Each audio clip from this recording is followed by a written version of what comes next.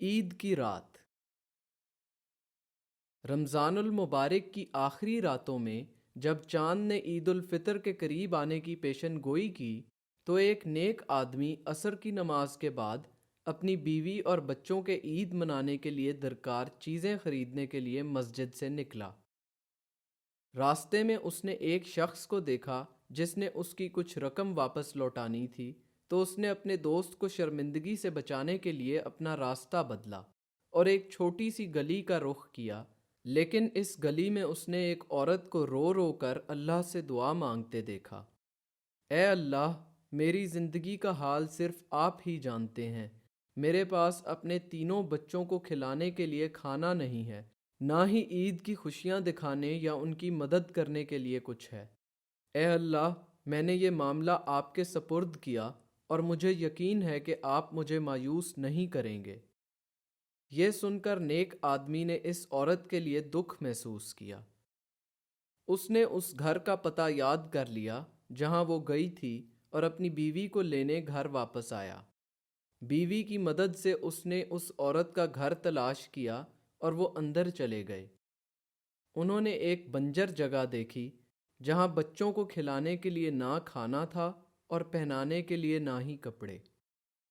یہ دیکھ کر اس کا دل ٹوٹ گیا اور اس نے اپنے آپ سے یہ وعدہ کیا کہ وہ اس وقت تک گھر نہیں جائے گا جب تک وہ اس بات کو یقینی نہ بنا لے کہ عورت اور بچے محفوظ اور مطمئن ہیں۔ سب سے پہلے وہ کسائی کے پاس گیا اور ان کے لیے ایک ہفتے تک کا گوشت خرید لیا۔ پھر اس نے ان کو پھل اور سبزیاں لا کر دیں۔ جب وہ واپس لوٹا تو عورت کہنے لگی، یہ سب کیا ہے؟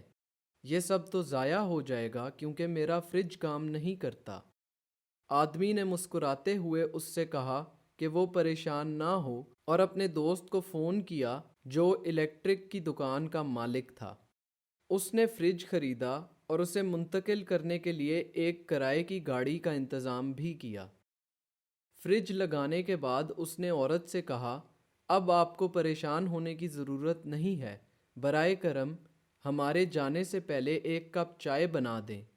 عورت روتے ہوئے معافی مانگنے لگی اور کہا، میرے پاس چولہا جلانے کے لیے گیس نہیں ہے۔ ایک بار پھر آدمی مسکرایا اور قسم کھائی کہ جب تک وہ چائے نہیں پی لے گا وہاں سے نہیں جائے گا۔ اس نے اسے ایک بڑا گیس سلنڈر خرید کے دیا اور خالی سلنڈر کو بدل دیا۔ اب آپ ہمارے لیے چائے بنا سکتی ہیں، وہ بولا۔ اس کے بچے ہنستے مسکراتے اس آدمی کے پاس آئے اور اسے چومنے لگے جیسے کہ وہ ان کا باپ ہو۔ اس نے آنسوؤں سے گیلی آنکھوں کے ساتھ چائے پی۔ اس کے فوراً بعد وہ اپنی بیوی کے ساتھ اپنے بچوں کے لیے وہ سب لینے کو نکلا جو ان کو چاہیے تھا، لیکن وہ جب گھر واپس آیا تو بہت دیر ہو چکی تھی اور اس کے بچے سو چکے تھے۔ اس نے کہا، اے اللہ، میں نے اپنے بچوں کو دوسروں کے لیے نظر انداز کیا۔ وہ صبح کی نماز سے پہلے سو گیا۔ خواب میں وہ ایک خوبصورت راستے پر چل رہا تھا جس کے چاروں طرف پھل لٹک رہے تھے۔ وہ ایک کے پاس پہنچا لیکن ایک آواز نے اسے روک دیا۔ یہ پھل عام لوگوں کے لیے ہیں، آپ کے پھل اوپر ہیں۔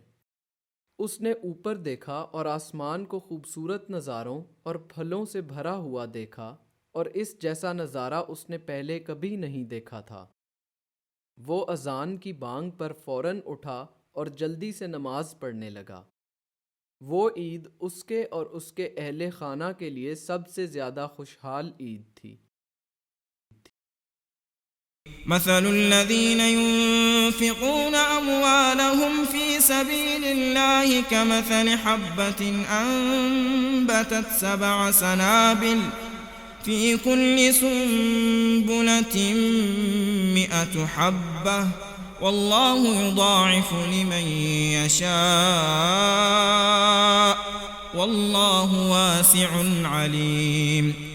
الذين ينفقون أموالهم في سبيل الله ثم لا يتبعون ما أنفقوا منا ولا أذى لهم أجرهم عند ربهم ولا خوف عليهم ولا هم يحزنون